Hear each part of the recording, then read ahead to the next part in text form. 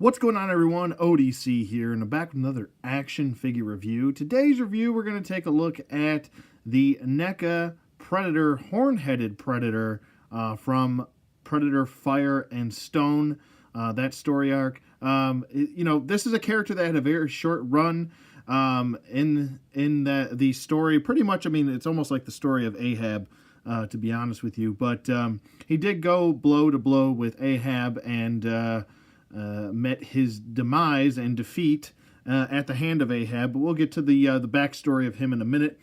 This is the figure that you get in package. This is a figure that was just released recently. I ended up picking him up on eBay for actually cheaper than I could get him on Big Bad Toy Store, but it's just the way things worked out, logistics and price-wise. But here he is in packaging. It's got this kind of old bubble-style packaging. I prefer the style packaging where you can repackage the figure. I just kind of prefer that style as opposed to this one because, I mean, I got this brand new and it's already, the clam is already coming off of the backing. Now, if I were a mint-on-card collector, which I'm not, but if I were a mint-on-card collector, I would probably be a little upset with this. I feel like NECA needs to stop with this old school clamshell and go to the 30th anniversary style packaging that they had with the 30th anniversary style Predator figures. But this is still pretty okay. I like the artwork on the back of the Horn-Headed Predator, and it is the Horn-Headed Predator in the background. It looks pretty cool. I also like the nice logo or the artwork for the Horn-Headed Predator in the front right here. Looks really cool. Nicely done. And then you're flipping it around to the back, some more nice, beautiful artwork for the Horn-Headed Predator, and you can see the rest of his clan in the background right there. Looks very nicely done, to be honest with you. Gives you a nice, actually a pretty decent little read-up for the Horn-Headed Predator. And, I mean, that's pretty much what happened. Obviously, there's some tidbits here and there that they kind of chopped out of that, but to give you a short little synopsis about what the plot was all about with this character, like I said, he was kind of a very short-lived character, but still, I mean, he's cool by design, and it was cool to see his little battle with Ahab nonetheless. But there's his little read-up. If you want to pause it and read it, you can. And then here's the other figures in the wave. We've got Machiko. We've got the, I think it's the Broken Tusk Predator. And then we have, obviously, the Cracked Tusk, or the Horn-Headed Predator. There's Cracked Tusk, and then there's Broken Tusk. And I believe this is the Broken Tusk in the middle with the green. And I actually do have him coming, so hopefully we can get to him soon. And I also have Machiko on the way as well, so I can't wait to get to both of those. And these two actually have a story together, which we'll get to that once we shoot the review, but to no avail. There's the other figures in the wave. Okay, so we've seen the packaging. Everything looks pretty decent. Let's get them out of package, and we'll be right back.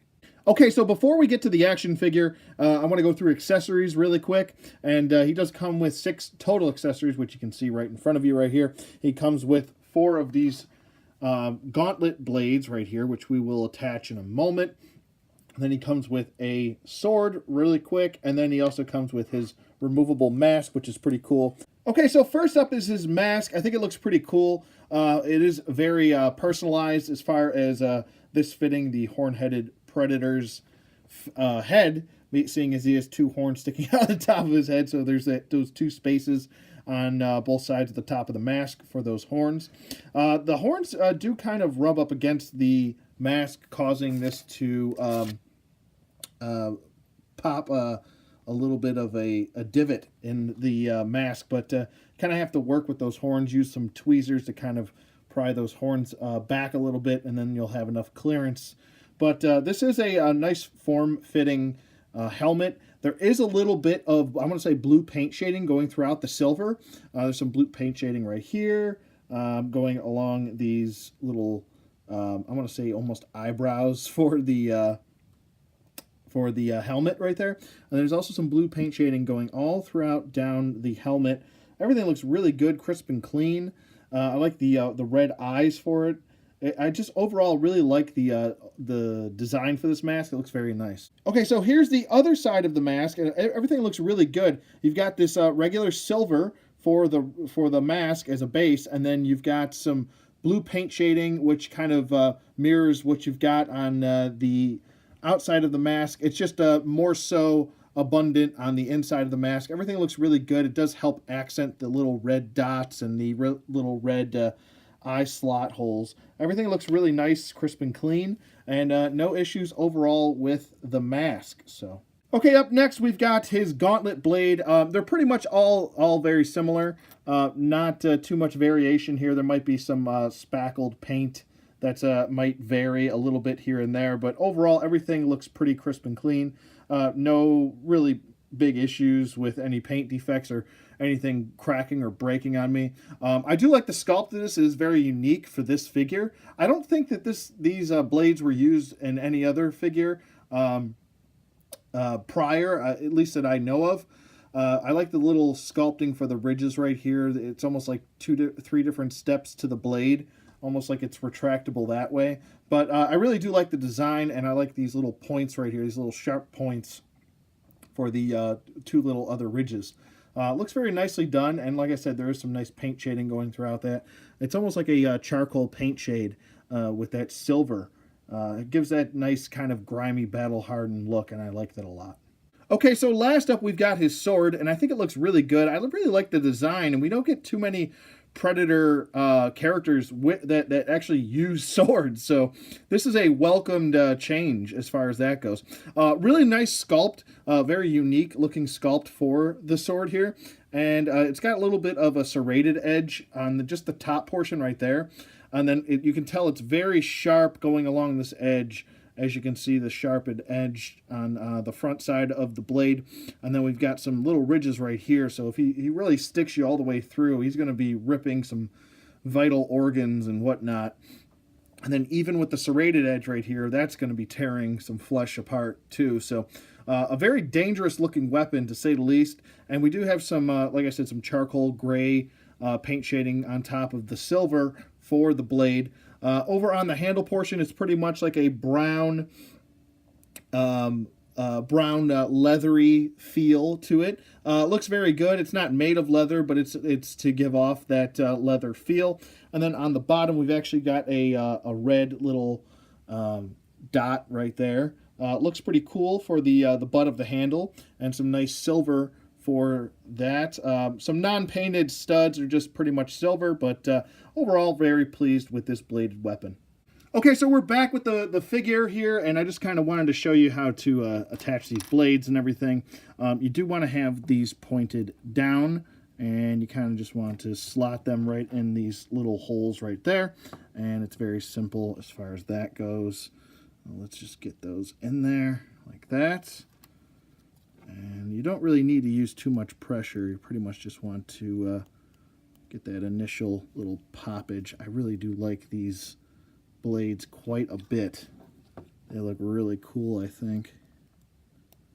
And over there. And over there.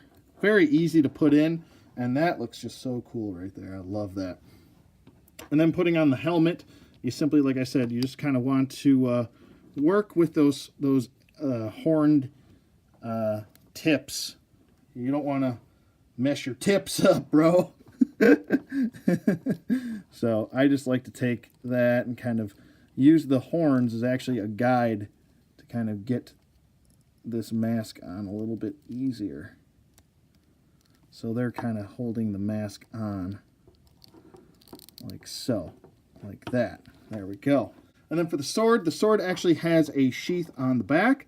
So you just take the sword and just slide it right in. You know, easy peasy lemon squeezy. Okay, so as far as sculpt and paint go for the Hornhead Predator, I think it's very nice sculpt and paint work overall. I want to just go through it step by step here. I've already pointed out the mask, so I'm just going to remove the mask really quick and just go through the face, which I think is very well done. I'm very pleased with how NECA always does their face sculpts, and how they always they do great work when it comes to paint detail. Now, the paint detail on his head looks really good. He's got these like kind of like horned protrusions coming out of his head. I'm not sure if this is like a birth defect for predators or the Yautja. I shouldn't say predators. They're Yautja. For the Yautja. But I don't think I've ever seen a horn-headed predator before besides this guy or prior to him either. But all these little protrusions are painted a brown color. It looks very nicely done. It goes perfectly with the tan for his face skin tone. Looks very nicely done. We also have, let me just get in close here. We also have some nice kind of textured material for his skin. So if you put your finger to it, you can actually feel the textures going on there. It looks very, very cool. Very nicely done. Okay, so as far as his eyes go, I know it's kind of tough to see, but you do actually have some light brown painted underneath the eye, and then on the inside of the eye, you have a nice black color for the pupil. Looks really good, and both eyes are centered perfectly, so I don't have any issues with cross-eyed, googly-eyed, none of that derpy eye, whatever you want to call it. All those eyes, you know. So everything looks really good with that as far as that's concerned. I really like the black paint shading going for his mandible bones, for his mandible teeth, I should say, right there. It looks really good. I actually like that we got a fully closed mandible right here. I think it looks really cool. Very nicely done. And what you rarely see is these two top mandible bones actually behind the two bottom mandible bones. Usually you see these two top mandible bones in front of the bottom ones, but like I said, maybe he's kind of the runt of the litter. Maybe he was he had some birth defects, or maybe he's just very unique as far as that's concerned. Now, he is considered one of the stronger predators. To be honest with you, Ahab was a very strong predator, but horn-headed predator was also seen as extremely strong and quick on his feet as well. Flipping him around to the back, we've got all these beautiful little clasps going throughout his dreads right here, and even more so, we've got some gold ones right here up on the top.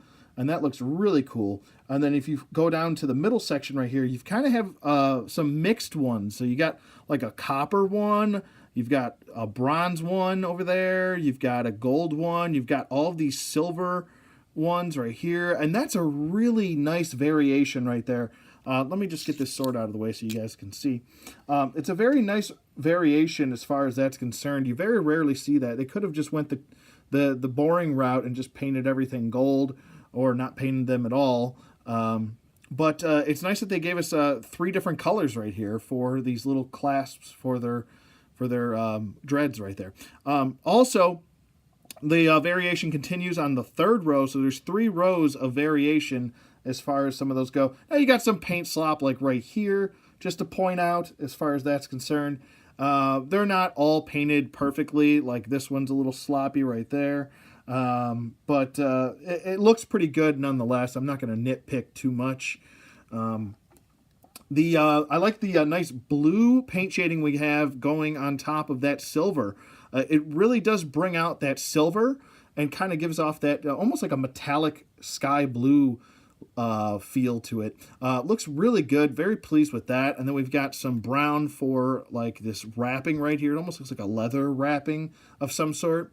And then we've got some tan right there. Everything looks very nicely done. We even have some like a red dot right there in the center.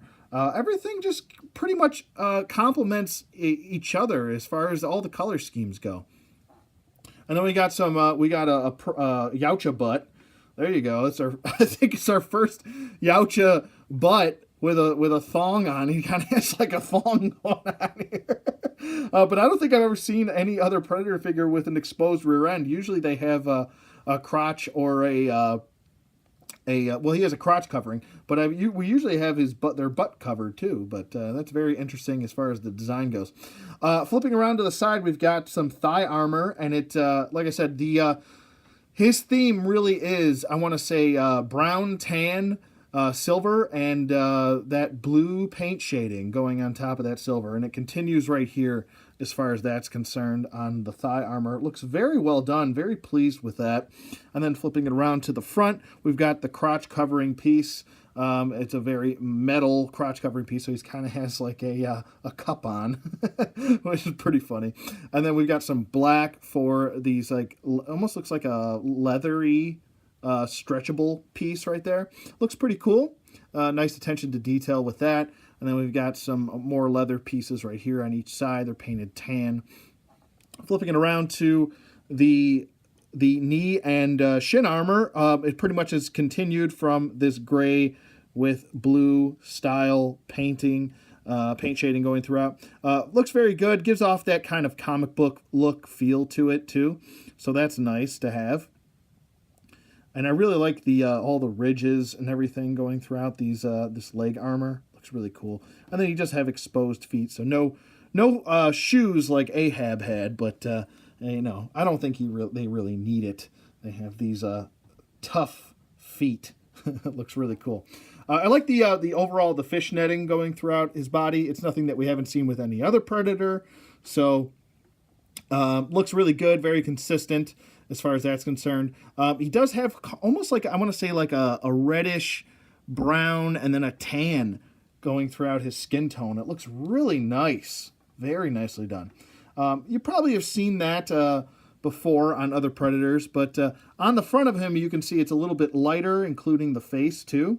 And then you flip him around to the back, and you've got a much darker complexion as far as that skin tone pattern. And you even see some blue in here with his back speckled right there. That's pretty interesting, huh? So I wonder if that's by design, because I don't believe I remember him in the comics having a blue speckled back, but they didn't really show much of his back while he was fighting old Ahab over there, or killing Marines. But overall, I'm very pleased with the sculpt and paint. And just moving on to the last portion, the shoulder armor has got that nice silver, and it's like a rubbery style pliable plastic, so you don't have to worry about this cracking or breaking or anything like that. And it also has this nice sculpt as far as this bandolier style for the back sheath for the sword. And then we have a little bit of a design right here, which is pretty cool, for the belt buckle right there. And then the shoulder armor looks really good. I like these nice ridges right here and the blue paint shading going throughout. Sorry. Switching around to the gauntlet, unfortunately he doesn't have a self-destruction device built. If he does, then it's just built in. It might be this piece right here. It's usually on their left side for the Yautja. And then, overall, I like the sculpt of the gauntlets. I think they look pretty cool. And there is variation here between this gauntlet and that gauntlet. They're obviously much different sculpt. They're not exactly the same. As you can see on this side, it's kind of a different design, as opposed to this design where it's got some like buttons and communication devices and whatnot. You can take these blades off and act as if they're retractable if you want to. So you can remove those if you want to. I'm going to keep them in because I think it looks pretty unique and cool. But you can set them up however you want. So as far as sculpt and paint go, I'm very pleased. Okay, so as far as articulation does go, his head can swivel. It can do a full 360 if you really want it to. It's not necessary though. He is a little bit hindered looking to the, his head popped off. It's no big deal. You can just pop it right back on. His head is a little bit hindered due to that bandolier style holster, or sheath, I should say, right there. It is a separate piece, so you can move it a little bit in the front. So if you do need to move that around to get the head to move a little bit more over, then you'll have to do that. And with all the Yautja figures, of all the Predator figures, you're going to have to work with those dreads. His head is wanting to come off quite easy, a little bit. But that's the head movement. He can look up about that far, and he can look down. He can tilt side to side. Like I said, it's a little bit of a shallow peg hole. Let me just work with this hair a little bit. Sometimes you just got to work with that hair, and maybe sometimes the hair does get in the way even when you're trying to peg that on. There we go. You don't really hear a pop with that. So just to point that out as well. But no jive turkeys, no gobbles, none. That's three reviews in a row were no gobbles. The arms go up, I want to say about that far. And this is a pliable plastic, so you can get pretty much full range of motion in the arms. Arms go up, down, full 360 rotation. The shoulder armor is attached to the arm, so you can get a full 360 rotation with that arm. That's nice. He does have a bicep swivel, a double jointed elbow, so that's nice. And then he has a wrist gauntlet swivel, a wrist swivel. I shouldn't say a wrist gauntlet swivel. It should be a gauntlet swivel. So a wrist swivel, a wrist hinge, which goes back and forth, and you can swivel it. And he does have a diaphragm joint, which can swivel, can crunch forward and back, can pivot side to side. And then we have a waist swivel. And then we have T-jointed hips, which go out. You can do the splits nicely. I don't know why his leg is doing this weird bowing thing right now. He's doing a David Bowie thing. There we go. He does have an upper thigh swivel. This one's frozen, and that one's frozen. So, but it is there, nonetheless. A double jointed knee. And he does have an ankle swivel. He does have a little bit of ankle pivot right there. And then he does point the toe about that far and point the heel. So he's very hindered when it comes to his ankle articulation, but he really doesn't have too many issues standing, to be honest with you. So it's not really that bad as far as getting him to stand. And last but not least, he does have 2 peg holes at the bottom of his feet. Okay, so as far as size comparisons go, we've got the Horn-Headed Predator stacked up next to 2 Marvel Legends. On the right, we've got Multiple Man on the Bucky Cat body mold. And on the left, we've got Luke Cage on the Hyperion body mold. Okay, next up, we've got him stacked up against 2 female Marvel Legends. On the right, we've got Psylocke, and on the left, we've got Valkyrie. Up next, we've got 2 Star Wars Black Series action figures. On the left, we've got the Gamorrean Guard, and on the right, we've got the Bespin Han Solo. Okay, up next, we've got a WWE Elite figure in Shawn Michaels on the left, and on the right, we've got a DC Universe Classics Hawkman. Okay, up next, on the right, we've got a Spawn the Dark Ages Ogre action figure, and on the left, we've got the NECA Ahab Ultimate Edition Predator action figure. Okay, and lastly, we've got Vicor from Motu Classics on the left, and on the right, we've got Sir Gideon Haven't Brand. Okay, so my final thoughts for the Horn-Headed Predator. Very pleased overall with the product here. It looks fantastic. I love the removable mask. It's one of the, I want to say, besides the horns kind of rubbing up against the top portion of the mask, I could see maybe down the road maybe some paint chipping off as far as longevity is concerned.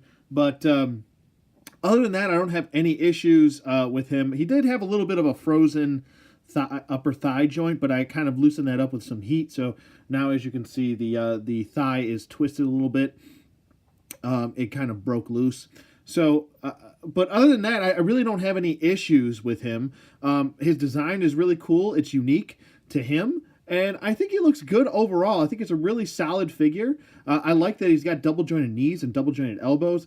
It would have been nice if the ankles had a little bit more give as far as the ankle pivot is concerned. Maybe NECA can work on that down the road. I want to say that as far as range of motion goes, he's got pretty darn good range of motion, and you can actually pop the head off that peg and move it around and actually stay in the peg hole if you need some extra range of motion for some photo manipulation, whatever you want to do. You'll be able to pose him pretty well, I think. But I think it's a solid pickup as far as the figure alone. I think the paint apps are on point. The sculpt is on point. I love the fact that he comes with a sword, which is a very a rarity for the Yautja action figures. And I love his own style of bladed gauntlets. I think those look really good. It's nice that they're removable as well, and they're very easy to put in. I want to say this might have been the easiest figure to put in his bladed gauntlets. I want to say everything else has been designed very oddly. Especially with even the Ahab Predator, how it was kind of designed like this, and it was all loose and kept falling out. So that's the major knock I think I had against the Ahab Predator, that and him not being packaged with a mask. But I like this mask. I like the unique head sculpt to him, and that's what he is. He is unique, so it does draw you in. So even if you don't care that much about the character, the design alone is going to draw you in and make you want to get him. I think he's worth the price point that he's listed at, which is around, I want to say around $25. I think that's a good price for him. If you can find him for cheaper, then go for it. I think even if you spend around $30 for him, I think that's still a solid price. Usually some NECA figures garnish that down the road after they've been released for a while. So I would say the $30 price point isn't that bad either. Like I said, the paint on him is very consistent with him, and I really do like that. There's not a whole lot of also a lot of dirty wash on him. He's a very clean kind of he's got a very clean armor to him. So final verdict for the Hornhead Predator is going to be a 2 thumbs up. Let me get my other thumb in there. There's the 2. Okay, so 2 thumbs up. Go get them. Like I said, I don't really have any quality control issues with mine. I'm pointing out the mask. I pointed out all the other stuff, so you can base your opinion on what I've pointed out. And yeah, that's pretty much it for me. Let me know what you guys think in the comments below. Thank you for watching, as always. Be sure to hit that subscribe button. If you don't want to, that's cool too. But if you do hit the subscribe button, be sure to hit the bell for notifications until you see 2 little parentheses hanging over the bell. Hit the like button if you like the content and you want to see more. If you don't like the content, be sure to give me a thumbs down and let me know in the comments how I can improve my content. That's always helpful. And yeah, I'll see you guys on the flip side.